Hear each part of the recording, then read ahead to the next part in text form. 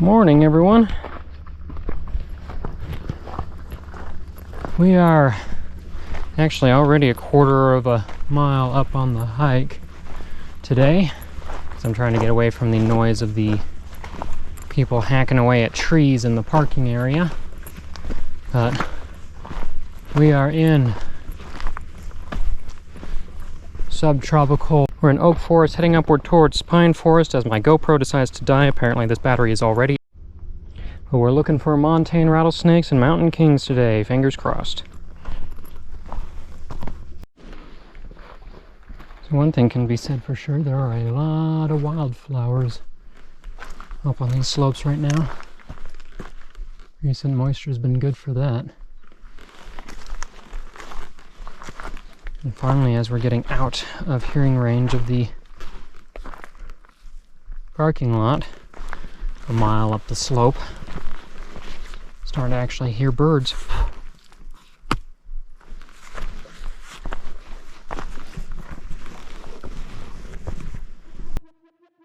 Now, when I say tons of wildflowers, I'm not exaggerating. There were blooms on every corner of the slope as I was heading up, all sorts of different colors. There were firecrackers all over the place, bright reds everywhere, blues and purples and pinks, penstemons, and flowers that I don't even recognize at all. Mushrooms growing in the understory because, well, this was monsoon season and these high mountains at least were getting fairly decent moisture, and that was bringing the fungus out of the ground. It's also really cool to walk up through this area because as you change elevation, you go from the very dry kind of scrubby oak habitat further down to a more montane pine forest up high. And this also being the kind of meeting zone between the Sonoran Desert and the tropical Mexican montane forests, the diversity in plant life is immense.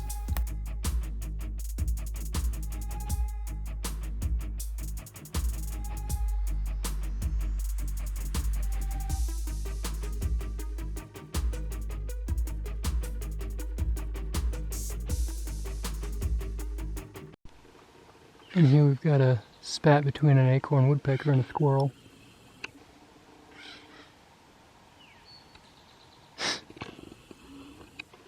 So it's apparently just the right time of day for even the birds to shut up. But there's a massive mushroom growing right here.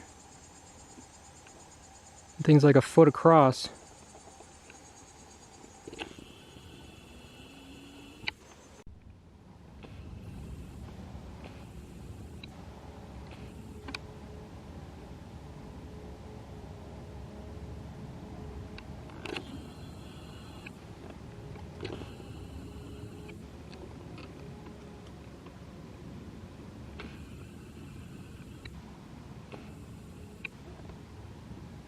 And there's our first reptile of the day.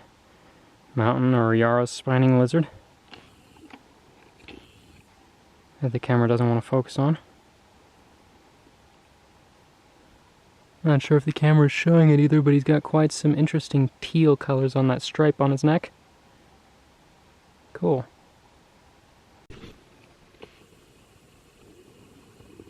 That's the bird that everyone comes up here for.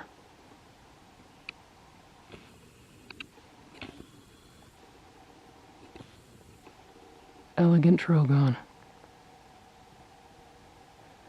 They're primarily tropical animals from Mexico and south.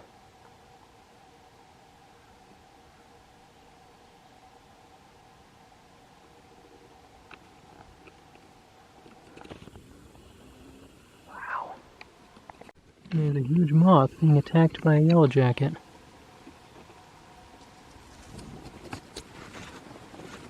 And man, how I wish I had kept the camera running at that point, because as the moth and yellowjacket kind of fell down the hillside, the Trogon came down, flew up almost right to my feet to grab them both, and then jumped up on this branch here to eat it. So I got a couple of photos, crappy photos of his back as he did that, but I missed that amazing encounter getting it on camera.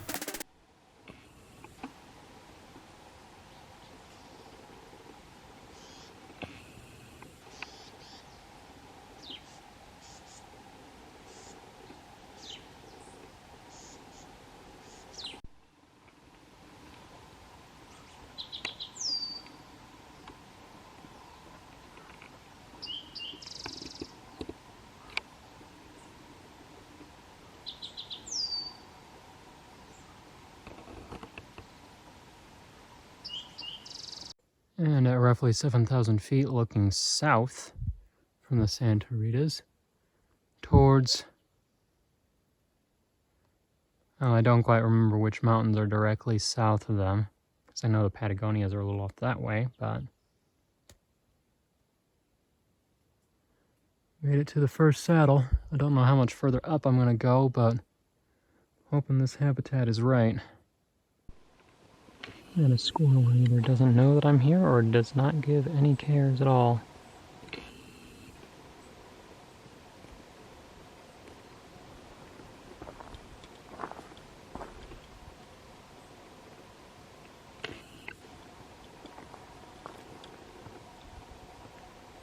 Okay, answer must be doesn't give any cares, because there's no way he doesn't see me.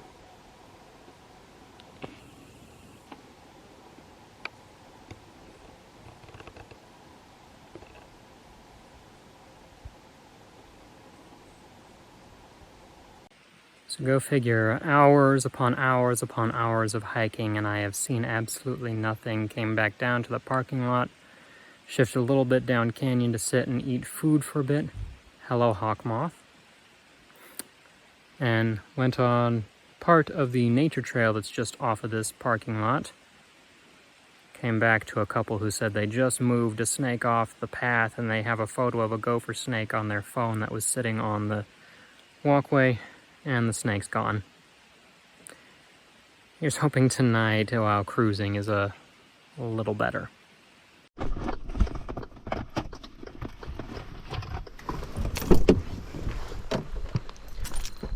Redemption, especially for the one that some idiot ran over earlier today. It is a gorgeous pink tiger rattlesnake. Oh my god, dude. Okay. Don't go anywhere, sir. Don't go anywhere just yet.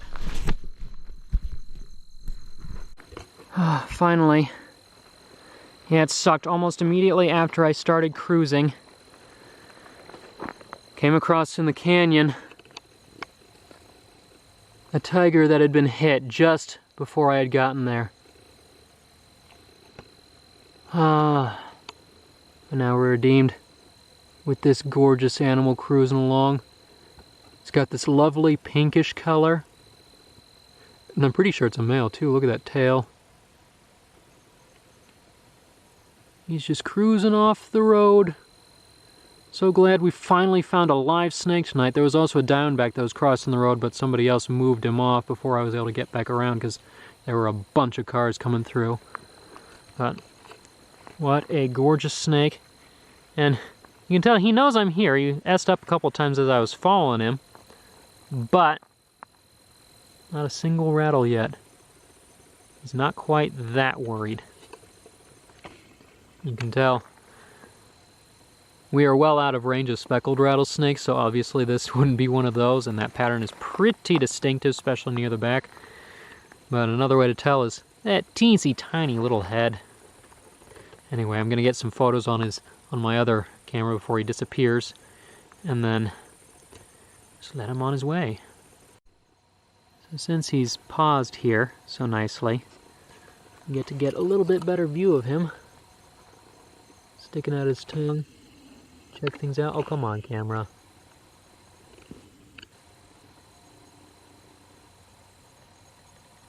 So if you were to measure simply by LD50 rate, toxicity, these guys are the single most venomous snake, or at least rattlesnake in the US. They might possibly also exceed the eastern coral snake. They are in fact more toxic than even the Mojave toxin-carrying Mojave rattlesnake populations. But because they are often found out in these rather remote rocky canyon areas, and they're pretty quiet animals, as is demonstrated here, and that small head carries a relatively small venom yield, they cause next to no fatalities in people. And it would be no fatalities generally. Usually if people just pay attention where they're walking.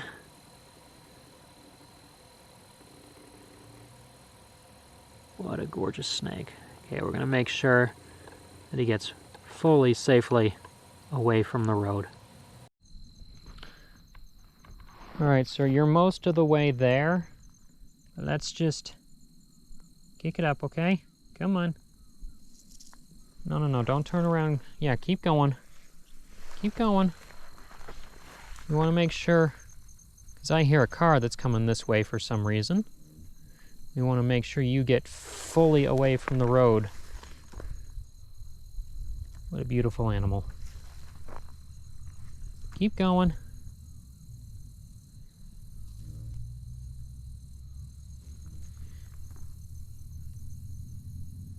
Yep, there he goes. Beautiful. Alrighty. Where are my keys? What is it? It is a baby diamondback. Uber teensy tiny little guy who needs to get off the road. Come here, you. No, come on. I need the tweezers. Go that way. Okay, sir? There we go. So the babies are out. I can't make it out. Oh, I am going to need the tweezers.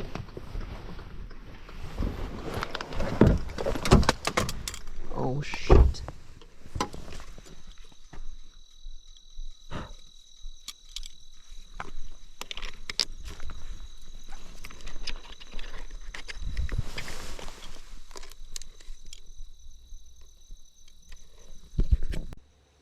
Tiny little diamondback number 2.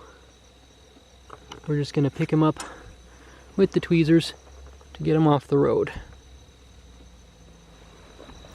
Oh. There we go. Just in time for a car. So we've got a baby blacktail here. See if I can use something there? Yeah, the earlier was a diamondback. Cool. This guy just doesn't want to stay still at all. Get your photo. Let's see the phone right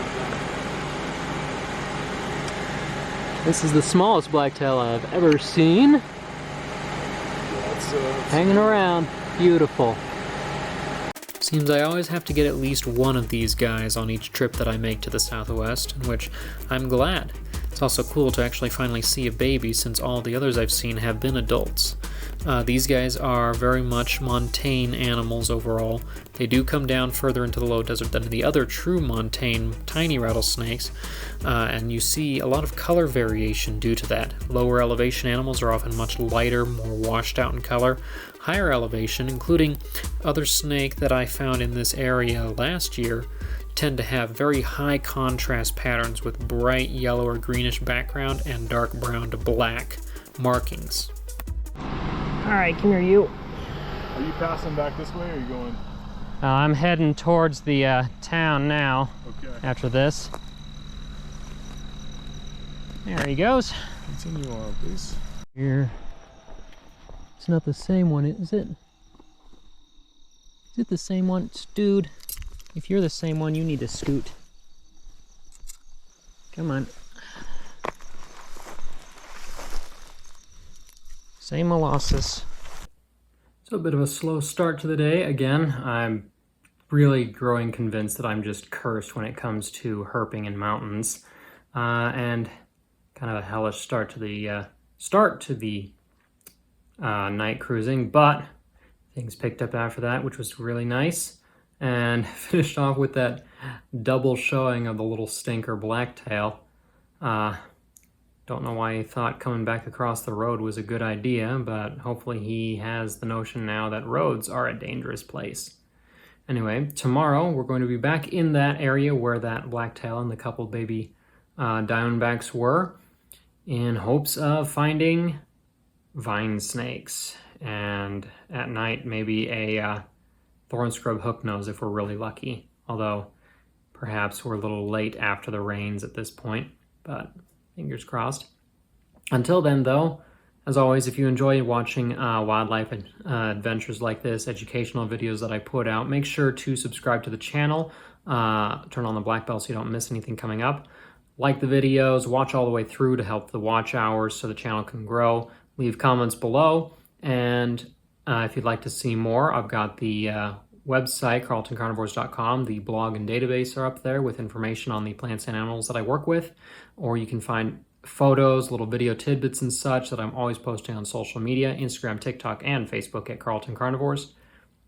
If you'd like to help in a more financial manner to support like these trips, they're quite expensive, each one is, and the editing of videos is also quite time consuming. Consider joining as a Patreon member at patreon.com/hcarlton. Members there do get extra benefits like early access to the videos, or you can also do one-time donations at Coffee. You can buy stuff at the shop at carltoncarnivores.com or our Teespring merch shop, which is still up at the moment.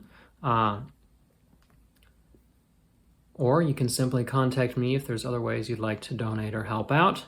But until next time, I'm Hawk and Carlton. This is Carlton Carnivores.